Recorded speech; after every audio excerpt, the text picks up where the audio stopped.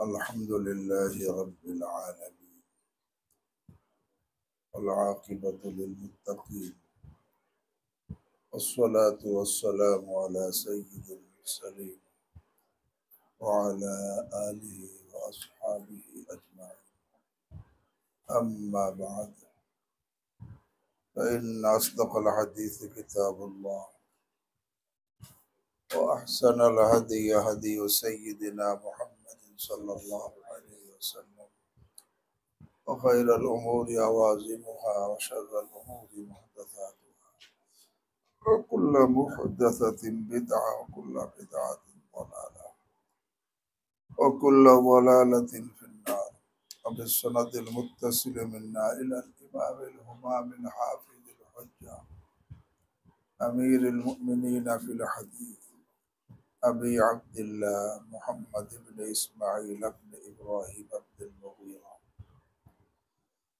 الجعفي البخاري رحمه الله تعالى ونفعنا بعلومه وعلومهم آمين يا رب العالمين أنه قال بسم الله الرحمن الرحيم قلت زنابه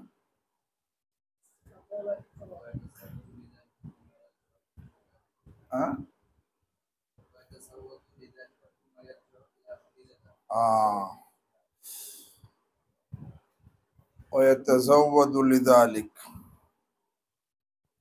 لذلك المشرع التعبد ওই যে 1 মাস বা 40 দিন ইবাদত করতেন হীরা গুহায় এই ইবাদতের জন্য তাসাউদ মানে সাথে সামান নিয়ে যাইতেন তাসাউদু তোমরা সাথে সম্বল নাও ফাইন্না খায়রা যাদ আত-তাকওয়া উত্তম সম্বল হলো তাকওয়া অন্যের কাছে সওয়াল থেকে বেঁচে থাকা কারণ নিজের কাছে সম্বল না থাকলে অন্যের কাছে কি করা লাগে সওয়াল করা লাগে তাসাউদ মানে আসলে সাথে সামান নেওয়া পাথেও নেওয়া এজন্য একটা শের আছে তাসাওয়াদ মিনাদ দুনিয়া ফাইন্নাকা রাহিল তুমি দুনিয়া থেকে সামান নিয়ে নাও পাথে নিয়ে নাও কেননা তুমি দুনিয়া ত্যাগকারী প্রস্থানকারী অবাদির এবং জলদি করো সামান জোগাড় করতে কি করো কেন ফাইনাল মউত লা শাক্কা নাজিলু নিশ্চয় মউত অবশ্যই কি হবে নাজিল হবে তো তাসাওয়াদু লিযালিক রাসূল করিম সাল্লাল্লাহু আলাইহি ওয়াসাল্লাম এই জন্য ইবাদতের জন্য সাথে সামান নিতেন কিছু খাবার খানার পানি যা লাগতো তো সুতরাং সাথে সামান নেওয়া এটা তাওয়াক্কুলের পরিপন্থী না যদি সাথে সামান নেওয়া তাওয়াক্কুলের পরিপন্থী হতো তো সাইয়্যিদুল মুতাওয়াক্কিলিন সাথে সামান নিতেন না এইগুলো আলোচনা গেছে না সুম্মা ইয়ারজিউ ইলা খাদিজা এরপরে ওই সামান শেষ হয়েছে বিবির কাছে আসার আগ্রহ সৃষ্টি হয়েছে সুম্মা ইয়ারজিউ ইলা খাদিজা অথবা খাদিজা রাদিয়াল্লাহু তাআলা আনহার কাছে ফিরে আসতেন খাদিজা রাদিয়াল্লাহু তাআলা খাদিজা বিনতে খুয়াইলিদ ইবনে আসাদ ইবনে আব্দুল উজ্জা বিন আব্দ মানাফ খাদিজা বিনতে খুয়াইলিদ বিন আসাদ বিন আব্দুল উজ্জা ইবনে আব্দ মানাফ এই খাদিজা রাদিয়াল্লাহু তাআলা আনহা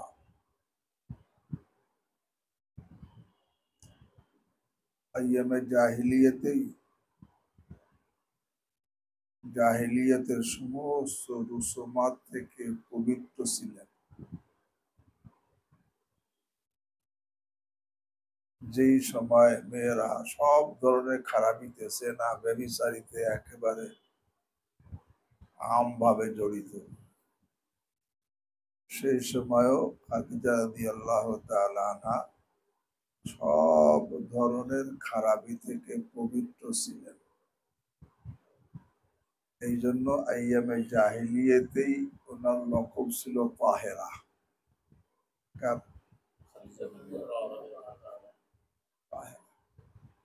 কারণটা কি? উনি তো রাসূল করিম সাল্লাল্লাহু আলাইহি ওয়াসাল্লাম বিবি হবেন, আর নবীগণ সব পবিত্র, তার বিবিরও কি পবিত্র। মা বাপ মা বাগাত ইমরাতুন নবিয়্যিন কাত, কোন নবীর স্ত্রী কোনদিন অবৈধ কাজ করে না। তো আইয়ামে জাহিলিয়াতেই সমস্ত খারাপি থেকে, বেহায়াপনা থেকে, অশ্লীলতা থেকে উনি পবিত্র ছিলেন। এই জন্য সেই জাহিলিয়াতের যুগেই ওনার লকব ছিল তাহেরা। সর্বপ্রথম ওনার বিবাহ হয় জুরারা বিন আবু হালা, আবু হালা বিন জুরারা তাইমি, আবু হালা বিন জুরারা তাইমির সাথে। সেখানে দুইটা ছেলে হয়, হালা এবং হিন্দ। পরে সেই জুরারা তাইমি ইন্তেকাল করে, উনি বিধবা হয়ে যান। পরবর্তীতে আবার আতিক ইবনে আয়েজ আল মাখজুমের সাথে বিবাহ হয়, সেখানে এক সন্তান জন্ম নেয়। এরপর দ্বিতীয় স্বামীরও ইন্তেকাল হয়। এরপর তৃতীয়বার রাসূল করিম সাল্লাল্লাহু আলাইহি ওয়াসাল্লামের সাথে বিবাহ হয়।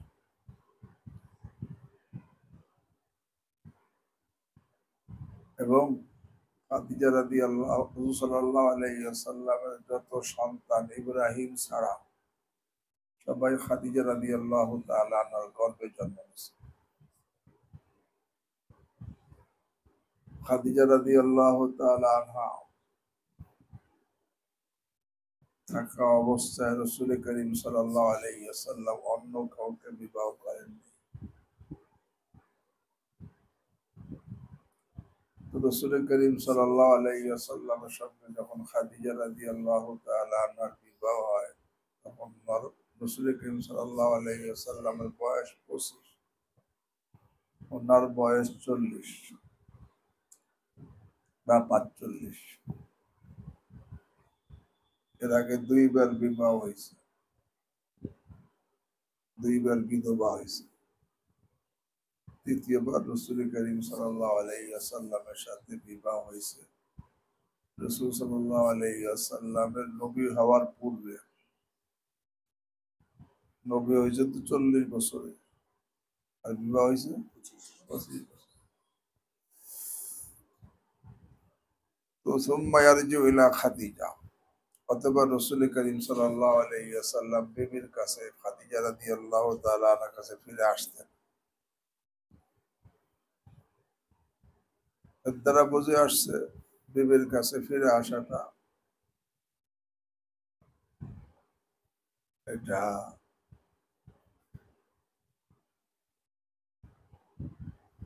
শানে নবুয়তের খেলাফও না, ইসলামী তরিকার খেলাফও না।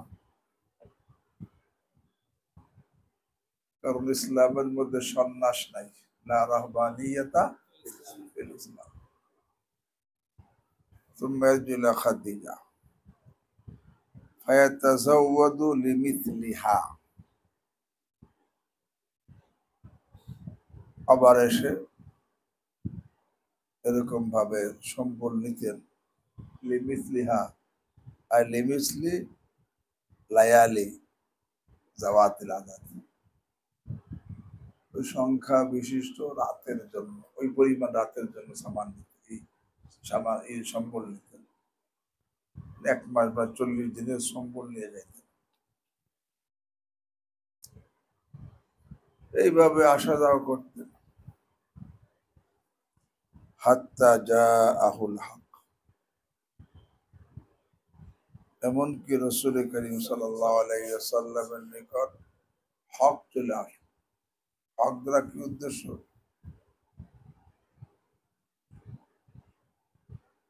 মালাকুল হক, হকের ফেরেশতা চলে আসলো, অথবা আমরুল হক, হকের হুকুম ওহি চলে আসলো, অথবা আমরে মুবহামের হাকিকত চলে আসলো। এতদিন স্বপ্নের মধ্যে যেগুলো দেখতেছিল মুবহাম অবস্থায়, তার হাকিকত সামনে কি চলে আসলো। হাত্তা জাআহুল হক, এমনকি রাসূল কারীম সাল্লাল্লাহু আলাইহি ওয়াসাল্লামের নিকট মালাকুল হক বা আমরুল হক অথবা আমরে মুবহামের হাকিকত, বোঝে নাই, চলে আসছে। কোন তারিখে আসছে? এর মধ্যে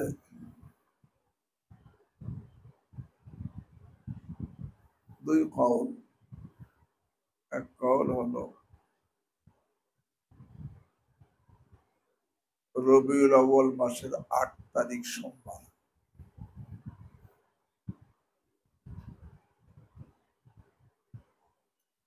আর এক কওল হলো রমজান মাসের ১৭ তারিখ সোমবার।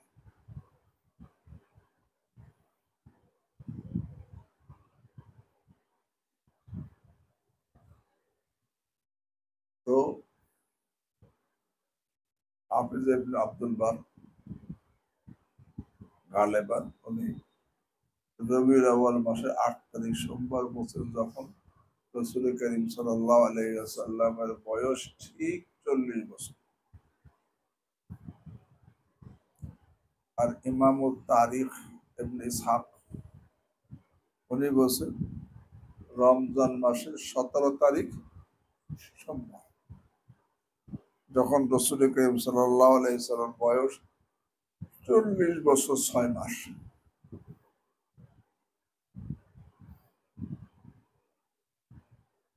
হাফেজ ইবনে হাজার আসকালানি রাহিমাহুল্লাহ এই রমজান মাসের ১৭ তারিখ সোমবারের কথাটাকে রাজে করাচ্ছে। বাকি এই দুই কওলের মধ্যে তাত্ত্বিক দেওয়া সম্ভব। কিভাবে? ওহির ইবতিদাত স্বপ্ন, এই স্বপ্ন শুরু হয়েছে রবিউল আউয়াল মাসের ৮ তারিখ সোমবার। এটা আউয়াল মা বুদিয়া, আউয়াল মা বুদিয়া, আউয়াল মা বুদিয়া বিহি রাসূলুল্লাহ সাল্লাল্লাহু আলাইহি ওয়াসাল্লাম মিনাল ওয়াহি আর রুইয়া সালিহা। এর ইবতিদা হয়েছে রবিউল আউয়াল মাসের ৮ তারিখ সোমবার, যখন রাসূল কারীম সাল্লাল্লাহু আলাইহি ওয়াসাল্লামের বয়স ৪০ বছর। যেহেতু ওহির এটা মুকাদ্দামা বা ভূমিকা বা আরম্ভ, এই জন্য এটাকে বলা হয়েছে এই সময় ওহি আসছে, ওহির আরম্ভ হিসেবে শুরু হয়েছে না। আর ওহি আসছে, প্রথম ওহির আসছে রমজান মাসের ১৭ তারিখ সোমবারে। হাত্তা জাআহুল হক ওয়া হুয়া ফি গারি হিরা, হক চলে আসছে এমতো অবস্থায় যে হুজুর হেরা গুহার মধ্যে, ওই যে খানা সম্বল নিয়ে গেছেন ৩০ দিন বা ১ মাস ৪০ দিনের জন্য, খানা ফুরাই গেছে, বিবির কাছে যাওয়ার আগ্রহ সৃষ্টি হয়েছে। তো মাগরিবের নামাজের পরে, মাগরিব ওয়াক্তের পরে, সূর্য ডোবার পরে ওই গুহা থেকে বের হয়েছে বাসায় আসবে। তো গুহার সামনে একটা সমতল জায়গা আছে, সে সমতল জায়গার মধ্যে ফাজাহুল মালাক, ফেরেশতা এসে হাজির। এই সর্বপ্রথম ফাজাহুল মালাক, ফেরেশতা আসছে। কি সূরতে আসছে তার বর্ণনা এই রিওয়ায়াতের মধ্যে নাই, তবে তারিখের মধ্যে আসছে যে আসছে পুরা ফেরেশতা সূরতেও না, পুরা মানুষের সূরতেও। পুরা ফেরেশতার আকৃতিতে আসলে এই পাহাড়ের চূড়ায় অন্ধকারে একজন মানুষ ভয় পাবে, আর পুরা মানুষের সুরতে আসলে যে সে ফেরেশতা তা বুঝবে না, আসল তো ফেরেশতা। এই জন্য কিছু সুরত মানুষের, কিছু সুরত ফেরেশতা, এইভাবে আসছে। এইভাবে আসছে আল্লাহ রাব্বুল আলামিন তাদেরকে, ফেরেশতাদেরকে শক্তি দিয়েছে, এত সাক্কাল বিআশকালি মুখতালিফা, তার সব সুরত ধরতে কি পারে। এখন প্রশ্ন হয় যে জিবরিল আমিন তো অনেক বড়, হ্যাঁ অনেক বড়, আবার আল্লাহ রাব্বুল আলামিন যে ছোট হওয়ার শক্তি দেয়, তা ছোট হইতে আল্লাহ অন্তত পাই কিছু নেই, আল্লাহ শক্তি দিলে সব পারে, আল্লাহ তাদেরকে শক্তি দিছে। এমনি তো জিবরিল আমিন অনেক বড়, কত বড় এক রিওয়ায়াতের মধ্যে আছে, বুখারীর মধ্যে আছে, রাআইতু জিবরিল লাইলাতা উসরিয়া বি লাহু সিত্তু মিয়াতি জানাহ, যে মেরাজের রাত্রে জিবরিল আমিনকে দেখেছি, তার 600 ডানা। একটা প্লেন, প্লেন কত বড়, তার ডানা কয়টা? এত বড় প্লেন, তার ডানা 2টা। জিবরিল আমিনের ডানা কয়টা? 600। লাহু সিত্তু মিয়াতি জানা। কিন্তু বুখারী ছাড়া অন্য রিওয়ায়াতে আছে, বুখারী রিওয়ায়াতে এক একটা ডানা কতখানি, এটা আন্দাজ করার জন্য বাইনাল জানা হাইনি কামা বাইনাল মাশরিকি ওয়াল মাগরিব, এক ডানা থেকে আর এক ডানার মাঝে ফাসলা মাশরিক থেকে মাগরিব পর্যন্ত, এত বড়। কিন্তু আল্লাহ তাআলা শক্তি দিয়েছে, একেবারে ছোট মানুষের মধ্যে হবে, এই জন্য সেভাবে হয়েছে। দেখো না জিন কত বড়, কিন্তু সে আবার বিভিন্ন সূরত ধরতে পারে। ফাজাআহুল মালাক, অতঃপর ফেরেশতা আসলো ওই গুহার সামনে, সমতল জায়গায়, সন্ধ্যার পরে অন্ধকারে।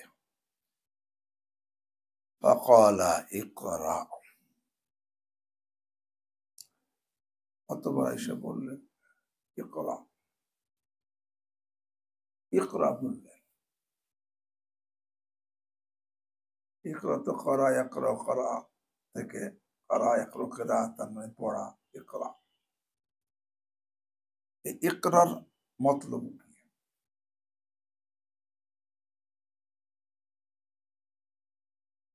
যদি বলা হয় যে পড়তে বসে, পড়ে না, তুমি তো উম্মি। রাসূল সাল্লাল্লাহু আলাইহি ওয়াসাল্লাম কি আনপড়, আনপড়কে পড়তে বলা তো তাকলিফে মালাই তা, আর যে পড়া পারে তাকে বলা যায় পড়ে, আর যে কিছু পড়েই নেই তাকে বলা কি পড়েন, এটা কি? এর জবাব হলো যে আসলে এই আমরটা আমরে তাকলিফি না, আমরে তালকিনি,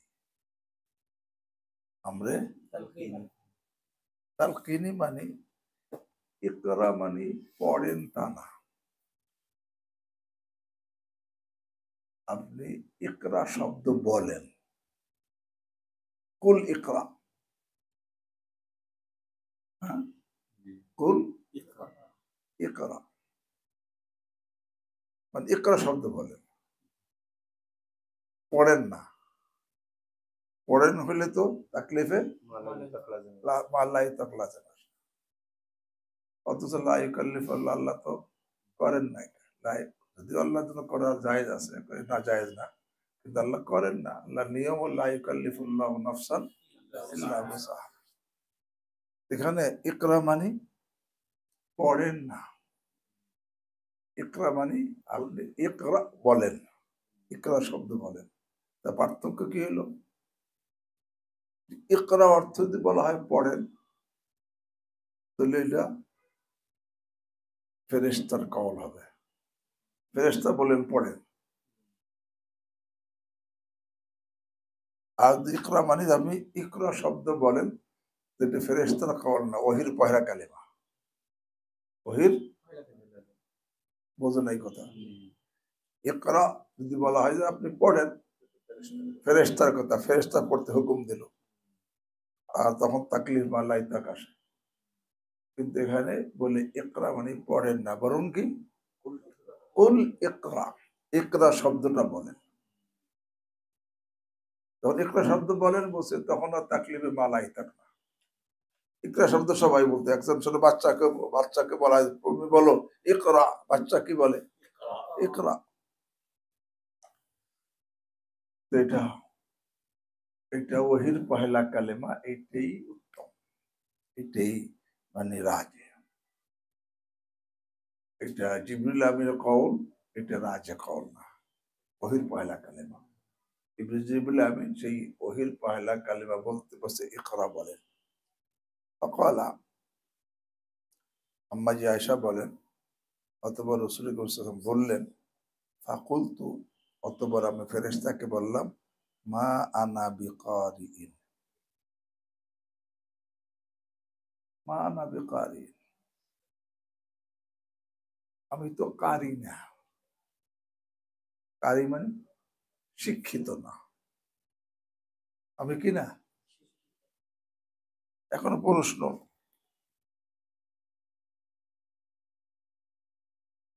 ইকরা বলতে শিক্ষিত হওয়া লাগে নাকি?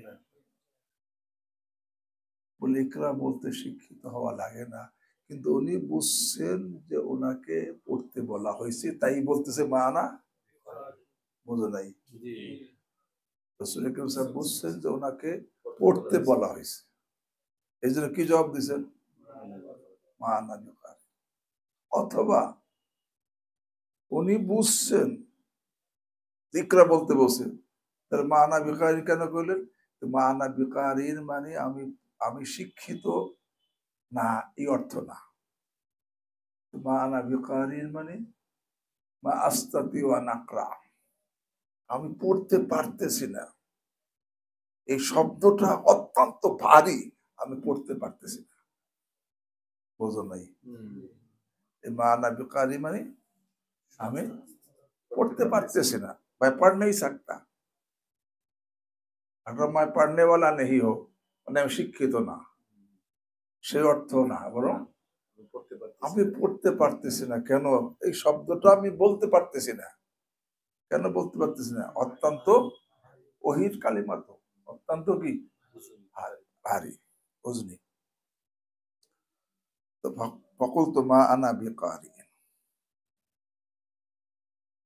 এখানে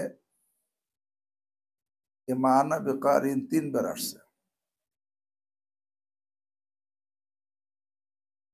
तीनों जगह माँ माय नाफिया, माय नाफिया, আমি শিক্ষিত না বা আমি পড়তে পারতেছি না। অথবা প্রথমটা মা না বিকারি মায় নাফিয়া, আর দ্বিতীয়টা মা ইস্তেফামিয়া,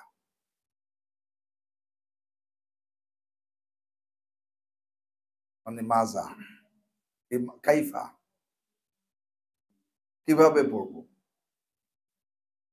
আর তৃতীয়টা মা দাকরাও, কি পড়বো। প্রথমটা হলো হ্যাঁ নাফিয়া, পরেরটা হলো কাইফা পাবো না, কাইফা আটা পাবো না, মাদা মাদা, এটা হইতে পারে।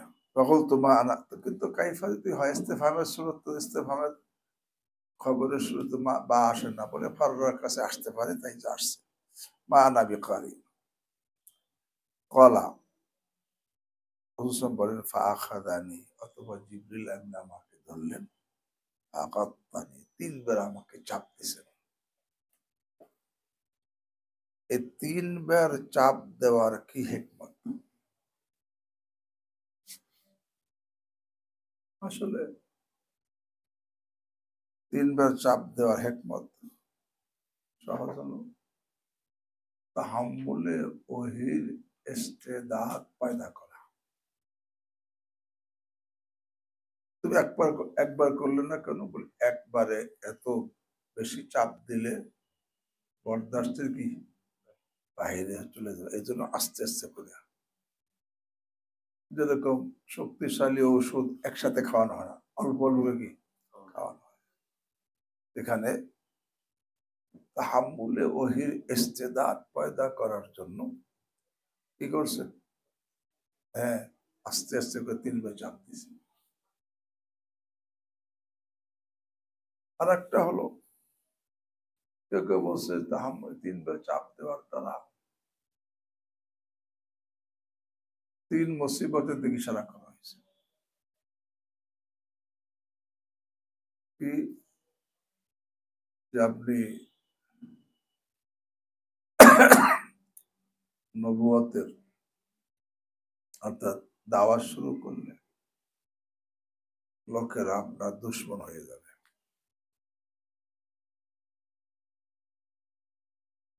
এরপরে দ্বিতীয়বার আপনার দাওয়াতকে বন্ধ করার জন্য অপচেষ্টা করবে। তৃতীয়বার চাপ দিতে আপনাকে দেশ থেকে বের করে দেবে, ইজ্জত করা লাগবে। কেউ কেউ কেউ বলছে, আর কেউ বলছে প্রথমবার চাপ দিছে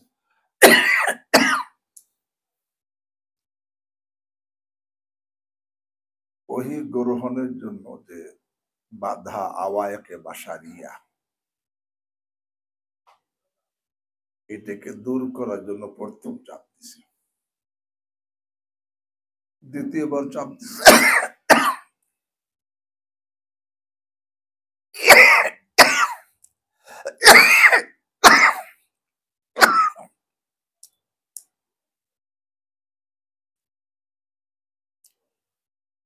তাহাম্মুলে ওহির ইস্তেদাদ পয়দা করার জন্য। তৃতীয়বার চাপ দিছে ফেরেশতার সাথে মুনাসাবাত পয়দা করার জন্য। আবার কেউ বলছে প্রথম চাপ দিছে তাহাল্লি আনিদ দুনিয়া, দুনিয়া থেকে ফারেক করার জন্য। আর দ্বিতীয় চাপ দিছে তাফাররুক লিল ওয়াহি, ওহির জন্য দুনিয়াতে খালি করার জন্য, আর ওহির জন্য ফারেক করার জন্য। আর তৃতীয় হলো মুনাসাবাতের জন্য। আর শাহ আব্দুল আজিজ দেহলভী রাহিমাহুল্লাহ উনি বলেন যেখানে জিবরিল আমিন যে তিনজন চাপ দিছেন কেন?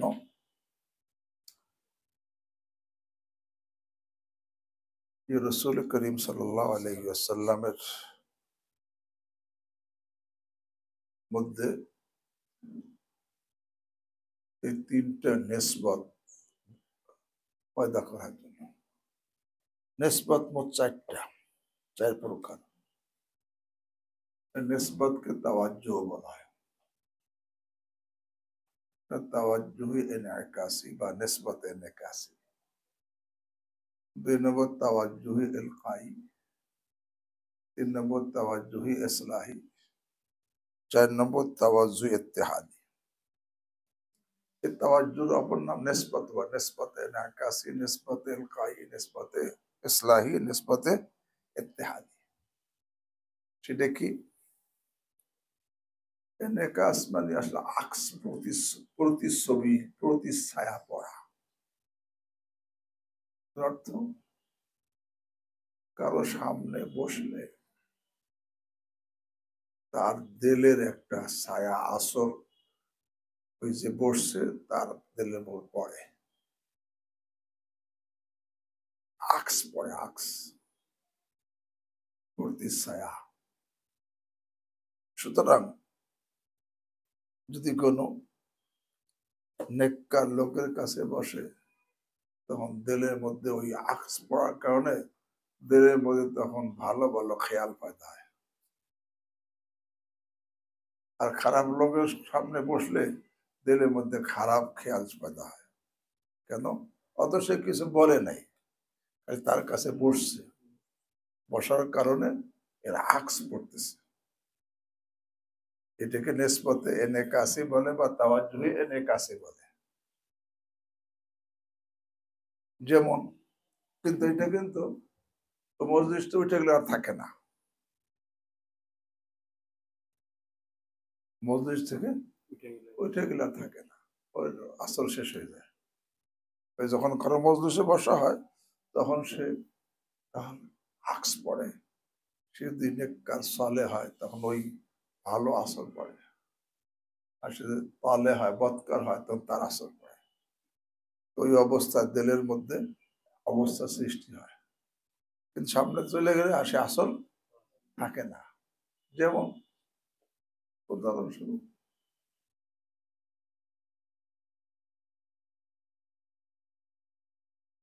এখানে ফ্যান চলতেছে, একজন হয়ে বসছে, তার বাতাস লাগতেছে, কিন্তু চলে গেলে আর সে বাতাস পায় না। বা হিটার চলতেছে, বসলে কি লাগতেছে, এতে বেড়ে গেলে লাগবে না। এই যে এখানে অটোমেটিক এমনি ভাবে এখানে আলো জ্বলতেছে, বসলে সে আলো পাইতেছে, এতে সরে গেলে আলো নাই। হ্যাঁ? এমনি ভাবে মনে করে এখানে একজন কাছে আতর আছে, তার কাছে বসছে, অটোমেটিক ঘ্রাণ পাইতেছে, সরে গেলে এগুলো সব হলো আকসের মিসাল। এরকম ভাবে বাতেনি ভাবে একটা আসর পড়ে কলবে, আত্মাবু ইয়াসরিকু মিন তাবাইন আখার। এক স্বভাব আর এক স্বভাব থেকে চুরি করে। ভালো স্বভাবের কাছে গেলে ভালোটা চুরি করে, খারাপের কাছে গেলে খারাপটা চুরি করে। এই জন্য ভালো স্বভাবের ভালো সহবত থাকার কথা বলা হয়েছে। এই জন্য সাহাবায়ে কেরাম কোন এলাকায় গেলে দোয়া করতে, আল্লাহুম্মা ইয়াসসিরলি জালিসান সালিহা, আল্লাহ আমাকে একজন নেককার সাথী মিলিয়ে দেন। সহবতে সালেহ তোরা সালেহ কোনা, সহবতে তালেহ তোরা তালেহ। এই যে সামনে বসার দ্বারা যে আসর হয়, এর নামই তাওয়াজ্জুহে এনেকাসি বা নিসবতে এনেকাসি। সে কিন্তু কিছু বলে নেই, এর উপরে হলো তাওয়াজ্জু ইলকাই। এলকা মানে ঢেলে দেওয়া।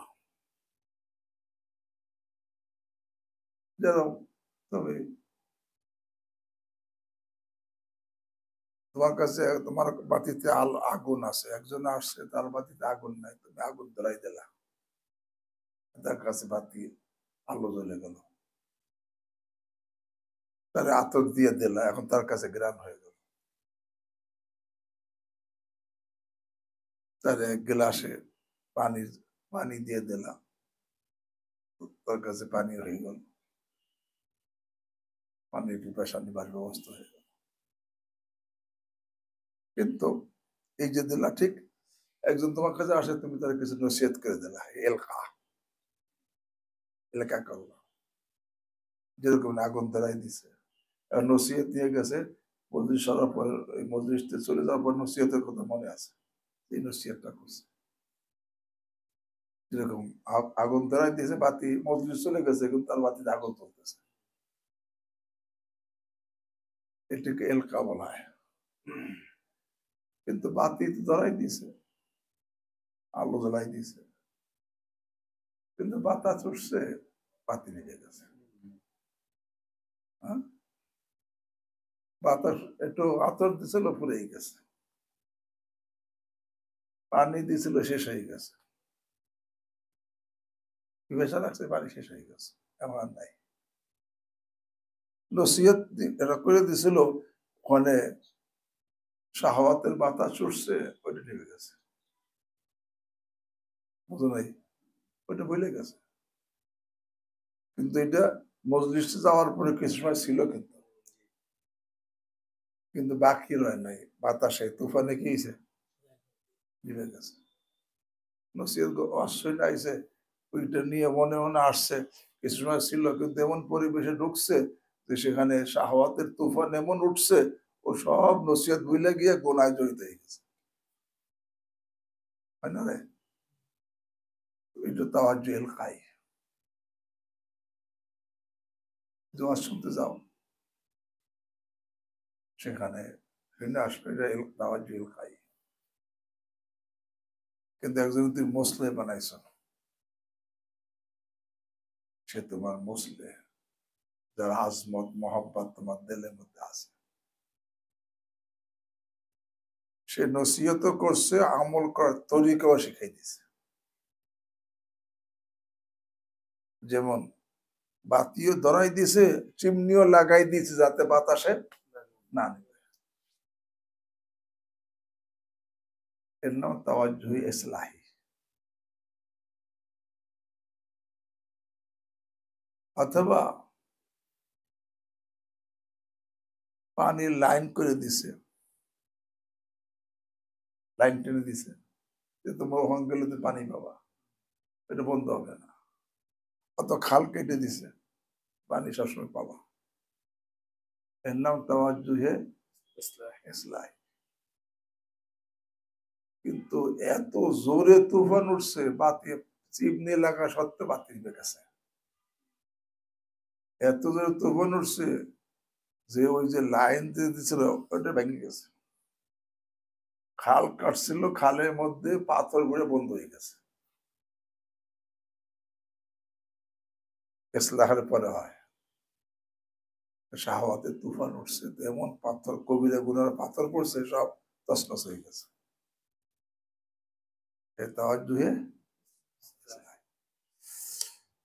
এরপর তাওয়াজ্জুহ ইত্তেহাদি। তাওয়াজ্জুহ ইত্তেহাদি মানে এমন তাওয়াজ্জুহ দিছে, এমন নিসবত যে দুইজন এক হয়ে গেছে, হাম সিফাত হয়ে গেছে, দুজন একই সিফাত একই রকম হয়ে যাওয়া, একে তাওয়াজ্জুহ ইত্তেহাদি বলে। যেমন এক বুজুর্গ ছিলেন খাজা বাকি বিল্লাহ নাম, কিন্তু ছিলেন ফাকর ফাঁকার মধ্যে। এমনি বহুত আল্লাহওয়ালা, সাহেবে তাসাররুফ, সাহেবে কারামাত, আল্লাহওয়ালা, কিন্তু ফাকর ফাঁকার মধ্যে ছিলেন। একবার তার ওখানে কিছু মুআজ্জাজ মেহমান আসছে। মেহমান আসলে তো তার একরাম করা ইমানের আলামত, ইমানের অঙ্গ।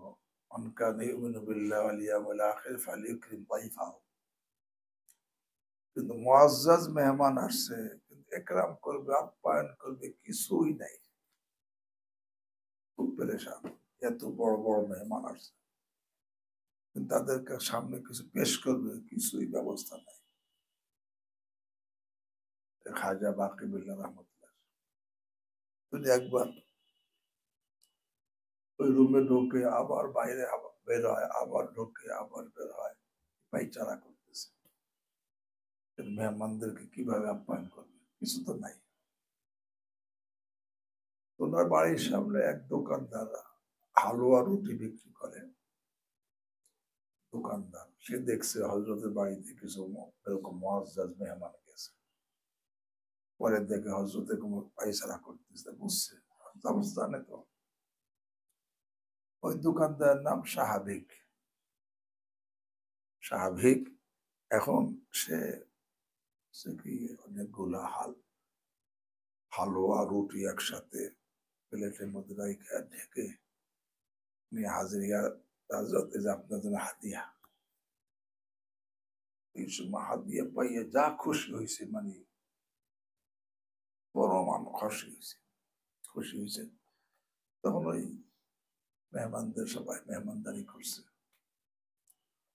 তারপর সবাই চলে গেছে।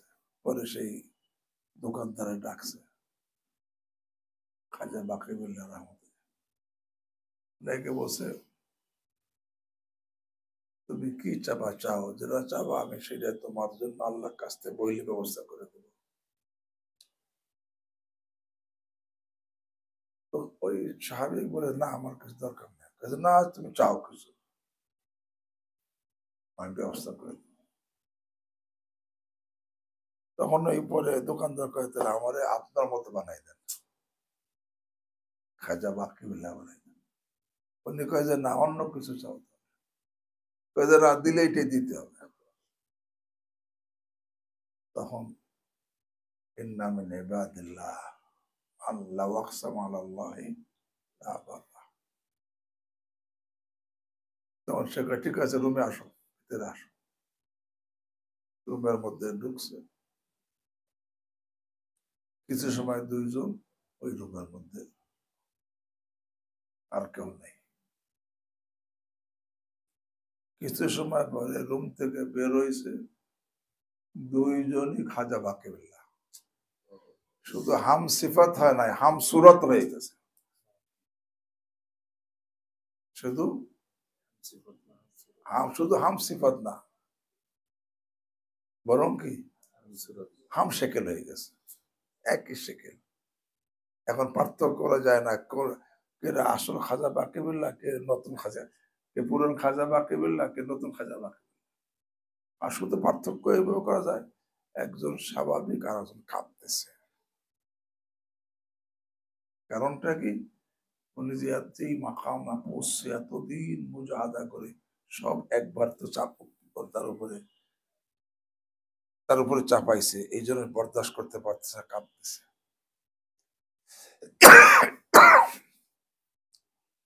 পরে এই সাহাবিক পরে মারা গেছে। তবে মারা গেছে খাজা বাকিবিল্লাহ হয়ে মারা গেছে। এর তাওয়াজ্জুহে ইত্তেহাদি। এখানেও জিবরিল আমিন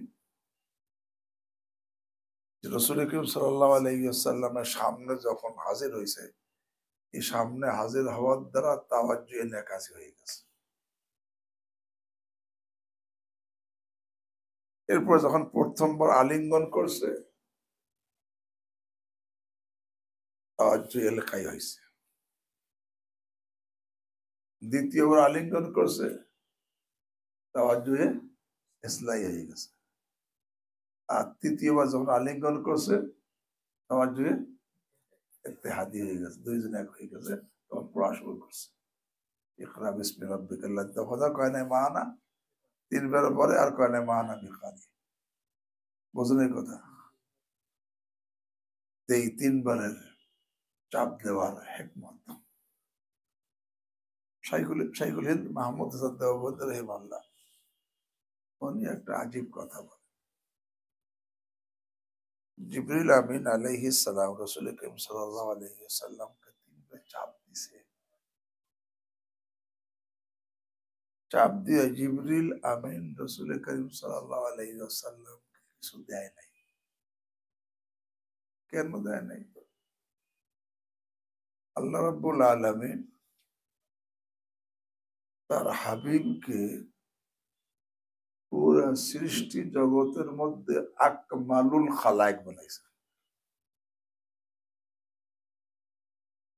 ইলমি কামাল, আমলি কামাল, আখলাকি কামাল, তাআল্লুক মা আল্লাহর কামাল, তাআল্লুক মা নাসের কামাল, যত কামাল আছে সব কামালের দিক দেখি আকমাল বানাইছেন তার হাবিবকে।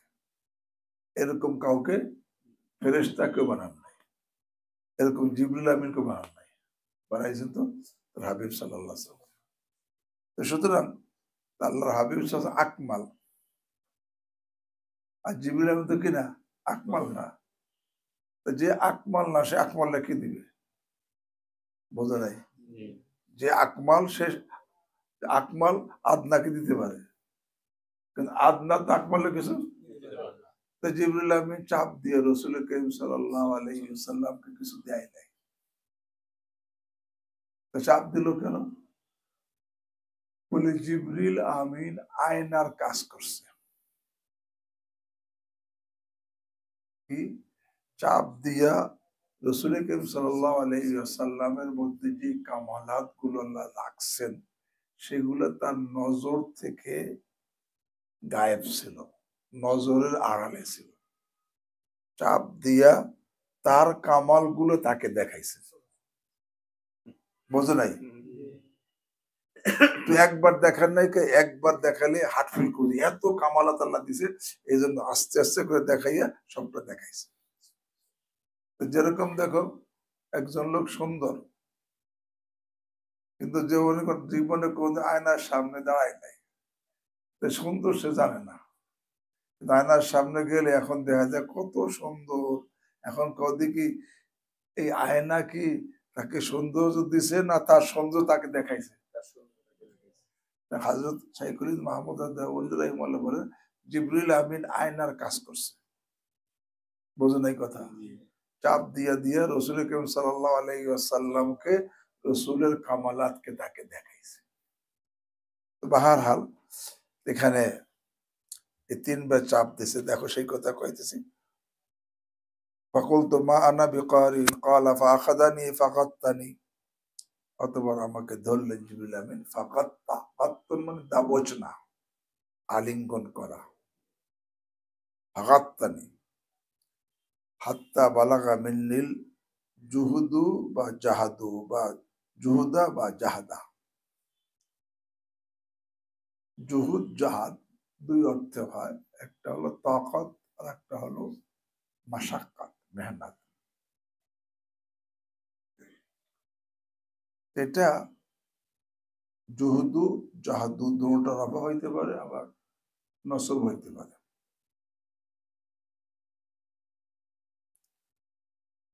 যদি রফা হয়, জিবরিল আমাকে চাপ দিল, হাত্তা বালাগা মিন্নিল জুহুদু, এমন কি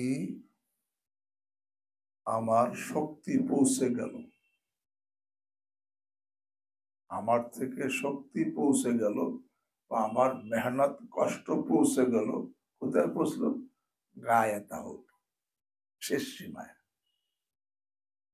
চাপ দিছে এমন যে এখন আর আমার শক্তি বাকি নাই, বা মশাক্কাত কষ্ট বরদাস্তের শক্তি আর বাকি নাই।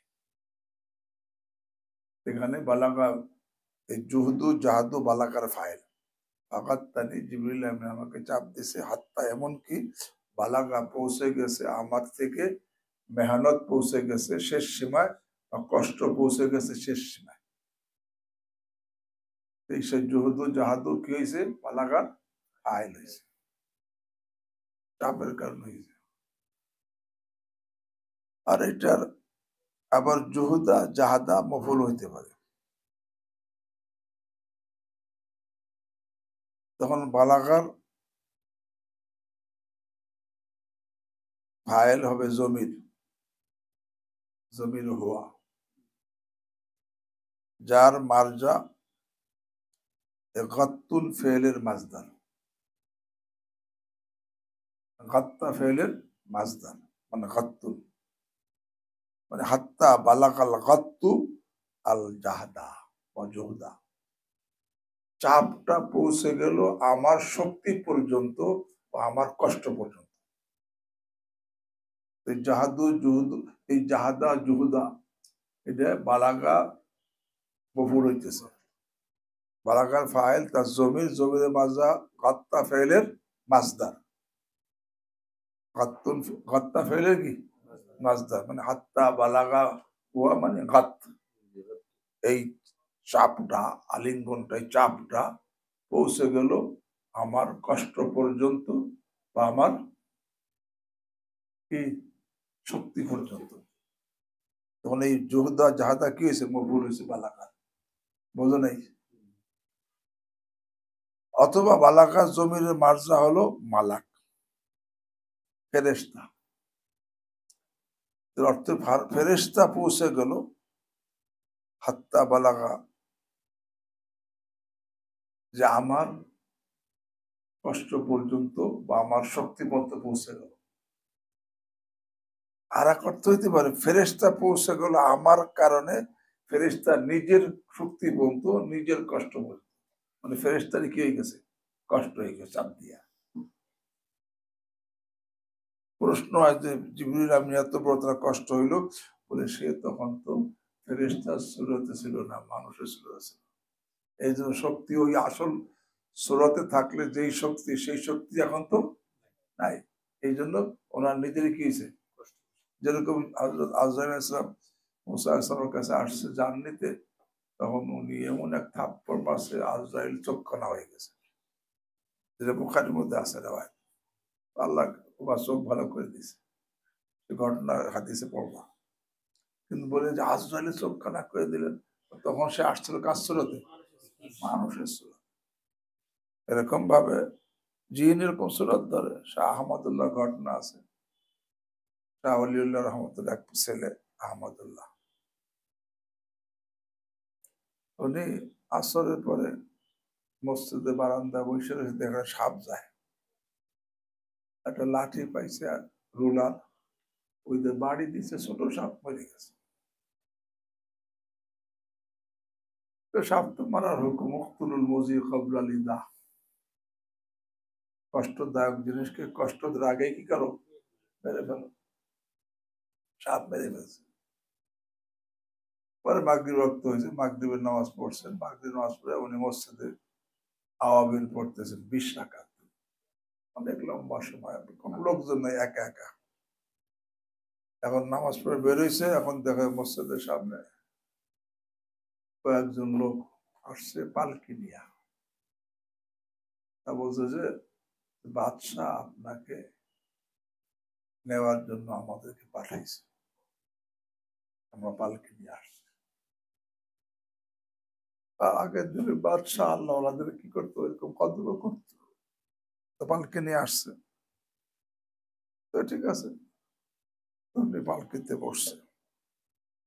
পরে ওরা পালকি নিয়ে রওনা হয়েছে। এখন পালকি চলতেছে হাওয়ার মধ্যে দিয়ে, জমিনে না। কিছু পরে দেখা যায় বিরাট এক রাজ দরবার, লোকে লোকারণ্য, সেখানে নিয়ে বাদশার সামনে হাজির করছে না।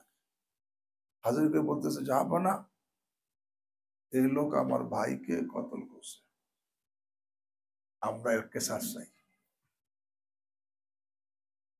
ওনাকে জিজ্ঞাসা করছে, আপনি কেন কতল করছেন? কেন আমি তো এদের ভাইকে কতল করি। তখন তারা বলছে, আপনি কি আসলে করে সাপ মারছেন না? আর সাপ তো মারছে, সেই তো আমার ভাই ছিল। এখন এই বিচার দিছে বাদশার কাছে। বাদশাহ এখন বলতেছে, এটা বিচারের মহামালা, কাজী উল কোজাত, চিফ জাস্টিসকে ডাকো, সে ফয়সালা করবে। সে কাজী উল কোজাতকে ডাকছে ফয়সালার জন্য। তখন সে সব ঘটনা শুনে ফয়সালা দিতেছে। সামিতু রাসূলুল্লাহ সাল্লাল্লাহু আলাইহি ওয়াসাল্লাম ইয়াকুল, মান কুতিলা ফি গায়রি যিহি ফাদামুহু হাদার, যে নাকি নিজের আকৃতি ছাড়া অন্য আকৃতিতে মারা যাবে, তার এই খুনের কোনো কেসাস হবে না। মান কুতিলা, সামিতু রাসূলুল্লাহ সাল্লাল্লাহু আলাইহি ওয়াসাল্লাম, মান কুতিলা ফি গায়রিহি ফাদামুহু হাদার, ফি গায়রি যিহি ফাদামুহু হাদার। তো বোঝা গেল কাজী সব সাহাবী। অনেকে সামিতু রাসূলুল্লাহ সাল্লাল্লাহু আলাইহি ওয়াসাল্লাম। এখন ফয়সালা হয়ে গেল। আচ্ছা, সেটা কাজে ওনাকে যেখানে আছে সেখানে আবার পৌঁছে দিয়ে আসো। তো বলতেছিলাম, সুরত ধরে তখন তো আর ওই আসল সুরত থাকে না। এই জন্য হাত্তা বালাগা মিন্নিল জুহদু ওয়া জাহাদু সুম্মা আরসালানি, চাপ দিয়ে আমাকে ছেড়ে দিল।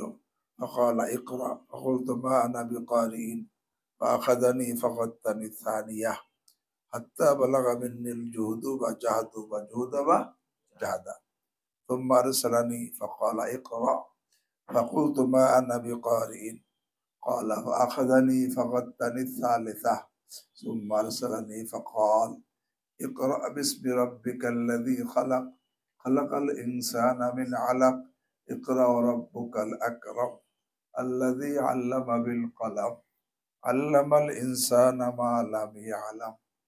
এই 5 আয়াত নাযিল হলো। এই 5 আয়াত সম্পর্কে আলোচনা সামনে হবে। কথা আমি কষ্ট পেরিতে কষ্ট হইতেছে। সুবহানাল্লাহ ওয়া বিহামদিহি, সুবহানাকাল্লাহুম্মা ওয়া বিহামদিক, আশহাদু আল্লা ইলাহা ইল্লা আনতা।